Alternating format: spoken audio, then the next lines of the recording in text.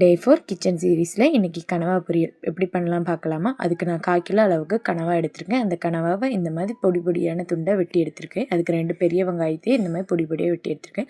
1/4 cup அரிசி எடுத்திருக்கேன். இந்த அரிசி வந்து குவான்டிட்டி கொடுக்கறதுக்காக அரிசியை நல்ல ஹீட்டான பேனில் இந்த மாதிரி போட்டு அதுக்கு எண்ணெய் எதுவுமே தேவை கிடையாது. எண்ணெய் எதுவும் ஊற்றாமல் இந்த மாதிரி வெறும் பேனில் நல்லா ஹீட்டான பேனில் போட்டு அரிசி இந்த மாதிரி ப்ரௌன் கலரில் வறுத்து எடுத்துருக்கணும். அரிசியை வறுத்ததுக்கப்புறமா ஒரு பேனில் 2 டேபிள் ஸ்பூன் தேங்காய் எண்ணெய் ஊற்றிருக்கேன். தேங்காய் எண்ணெய் ஊற்றும்போது நல்ல வாசனையாகவும் டேஸ்ட்டும் கொடுக்கும். அதுக்காக தேங்காய் எண்ணெய் எடுத்துக்கிறேன். தேங்காய் எண்ணெய் இல்லைன்னா உங்களுக்கு பிடிச்ச ஆயிலை யூஸ் பண்ணிக்கலாம். இப்போ பேன் நல்லா ஹீட் ஆகிட்டு ஆயில் நல்லா ஹீட் ஆகிட்டு எண்ணெய் நல்லா சூடானதும் அதில் இப்போ 1 டேபிள் ஸ்பூன் அளவுக்கு ஜீரகத்தை சேர்த்துக்கலாம். ஜீரகம் நல்லா பொரிஞ்சு வரட்டும். பார்த்திங்கன்னா உங்களுக்கே தெரியும் ஜீரகம் நல்லா பொரிஞ்சு வருது. இதில் இப்போ நம்ம வெட்டி வச்சுருக்க வெங்காயத்தையும் சேர்த்து வதக்கலாம். இப்போ வெட்டி வச்சுருக்க வெங்காயம் முழுசையும் சேர்த்து நல்லா ஜீரகமும் வெங்காயம் சேர்ந்து நல்லா விடுங்க.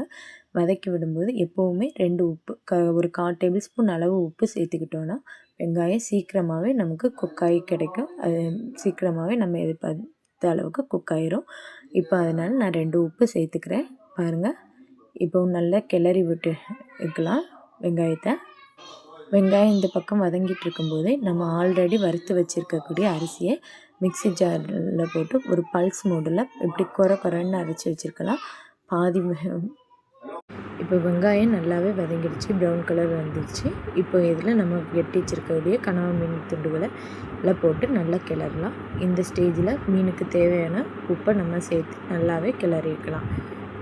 இப்போ கனவா மீனுக்குன்னு தேவையான உப்பை நான் இதில் சேர்த்துக்கிறேன். இந்த உப்பு சேர்த்ததுக்கப்புறம் வெங்காயத்தையும் கனவா மீன் துண்டுகளையும் நல்லா வதக்கி விட்டுக்கலாம். இந்த ஸ்டேஜில் ஒரு 1/4 டேபிள் ஸ்பூன் அளவுக்கு மஞ்சள் பொடி போட்டுக்கலாம்.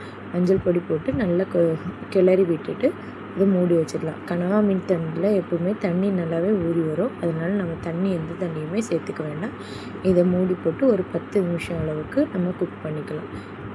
10 நிமிஷம் ஆயிடுச்சு. இப்போ பார்த்திங்கன்னா கனவா மீன் துண்டுகள் நல்லாவே வெந்து வரும். நான் இதை இப்போ கையில் எடுத்து காட்டுறேன் பாருங்கள்.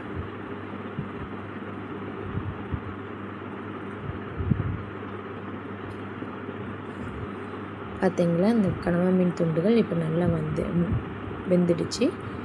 இப்போது இந்த ஸ்டேஜில் இப்போது நம்ம இதில் மசாலாவை சேர்க்கலாம். இதில் நான் இப்போது 1 டேபிள் ஸ்பூன் அளவுக்கு மிளகாய்த்தூள் சேர்த்துக்கிறேன். உங்களுக்கு எவ்வளோ காரம் வேணுமோ அந்த அளவுக்கு காரத்துக்கு நீங்கள் சேர்த்துக்கலாம். இப்போ எனக்கு இஞ்சி காரம் போடுறதுனால கொஞ்சமாக சேர்த்துக்கிறேன். இது நல்லா கிளறி விட்டதுக்கப்புறம் நல்லா கிளறி விடணும். கிளறி விட்டதுக்கப்புறம் நம்ம ஆல்ரெடி அரைச்சி வச்சுருக்கக்கூடிய அந்த அரிசி வறுத்து அரைச்சி வச்சுருக்கக்கூடிய அந்த அரிசியை வந்து நம்ம இதில் இப்போ சேர்த்து விடணும். இப்போ அரிசி சேர்த்ததுக்கப்புறம் இந்த தண்ணியெல்லாம் வந்து நல்லாவே வற்றி நல்லா ட்ரை ஆயிரும். பார்த்திங்களா, இப்போ தண்ணியெல்லாம் நல்லா வற்றி நல்லா ட்ரை ஆகிடுச்சு. இந்த ஸ்டேஜில் நம்ம ஒரு காமுறி தேங்காய்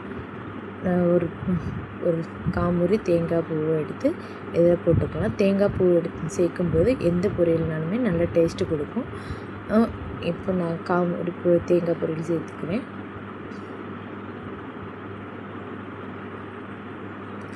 இப்போ கனவா மீன் பொரியல் ரெடி ஆகிடுச்சு. இது ரொம்பவே சிம்பிளான டிஷ் தான், ரொம்பவே ஈஸியான டிஷ் கூட, ஆனால் ரொம்பவே டேஸ்ட்டான ஒரு டிஷ் கூட. நீங்கள் கனவா மீன் வாங்கினீங்கன்னா வீட்டில் வந்து இந்த மாதிரி ட்ரை பண்ணி பாருங்கள்.